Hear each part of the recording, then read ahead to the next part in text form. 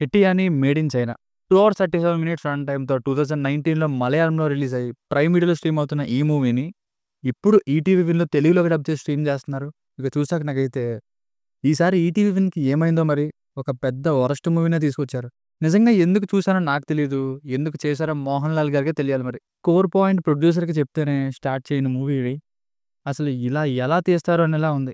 ఇంట్లో వయసైన తల్లిని పట్టించుకోకుండా తన కొడుకులు, కోడళ్ళు టూర్‌కి పోతుంటే వాళ్ళకి బుద్ధి రావాలని ఆ ముసలావిడ అలియాస్ రాధిక గారు ఆమె కొడుకుతో పాటు చదువుకున్న మోహన్ లాల్ గారిని ఆమె పెళ్లి చేసుకుంటారు.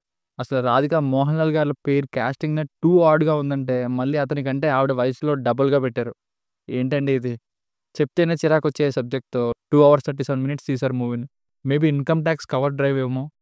ఇలాంటి మెసేజ్ ఇద్దామనుకున్నప్పుడు 'ప్రతిరోజు పండుగ' సినిమాలా తీస్తే కనీసం కొంతైనా బావుంది అనే ఫీలింగ్ అయినా క్రియేట్ అయ్యుంటది.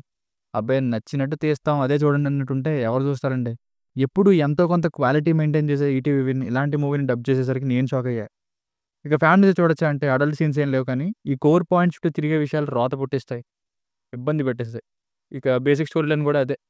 సరే ఇలాంటి సబ్జెక్ట్ తీసుకున్నప్పుడు స్క్రీన్ ప్లే అయినా టైట్‌గా ఉందంటే 50 మినిట్స్ స్టార్టింగ్‌లో హీరో చైనా ఫ్లాష్ బ్యాక్ అది కూడా ఆడ్‌గా అనిపించే లుక్‌తో, బోర్ కొట్టించే ఇంట్రడక్షన్ సీన్స్ అండ్ కామెడీతో. ఆ తర్వాత ఈ మెయిన్ పాయింట్ కొంచెం ఎమోషనల్‌గా స్టార్ట్ అవుద్ది. కానీ దానికి ఇంటర్వల్‌తో ఎండ్ చేస్తూ ఇచ్చిన ట్రీట్మెంట్ అసలు స్టెప్ 1 ఎక్కకుండా అసలు స్టెప్ 1 అసలు ఒకటో మెట్టే ఎక్కకుండా వందో మెట్టుకి రీచ్ అయిపోద్దాం అనుకున్నట్టుంది.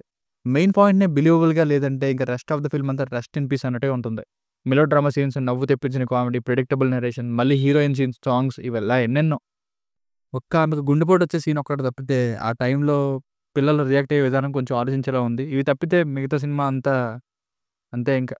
అసలు 'మేడ్ ఇన్ చైనా' అనే పాయింట్ చుట్టూ ఒక అరగంట, చైనాలో ఇద్దరు దంపతులకు పుట్టి ఇండియాకొచ్చినట్టు చూపిస్తారు. అసలు హీరో క్యారెక్టరైజేషన్ ఎందుకు స్టోరీ ఇంకోటైతే. అందుకే 'మేడ్ ఇన్ చైనా' అని పెట్టేశారు.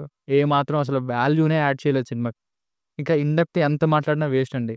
సో, ఫైనల్‌గా మూవీ వర్డిక్ట్ ఏంటంటే, ముందు చెప్పినట్టు ఇలాంటి ఒక మెసేజ్ ఇద్దాం అనుకున్నప్పుడు దానికి తగ్గ ట్రీట్మెంట్ ఇవ్వాలి గానీ, తల్లి వయసున్న వాళ్ళని పెళ్లి చేసుకోవడం, డ్రామా ఆడడం, ఆమె కొడుకు ఇతనికి క్లాస్‌మేట్‌గా పెట్టడం, boring introduction, full dull screenplay ఏ విధంగా ఆలోచించినా అసలు ఎక్కని మూవీ ఇది.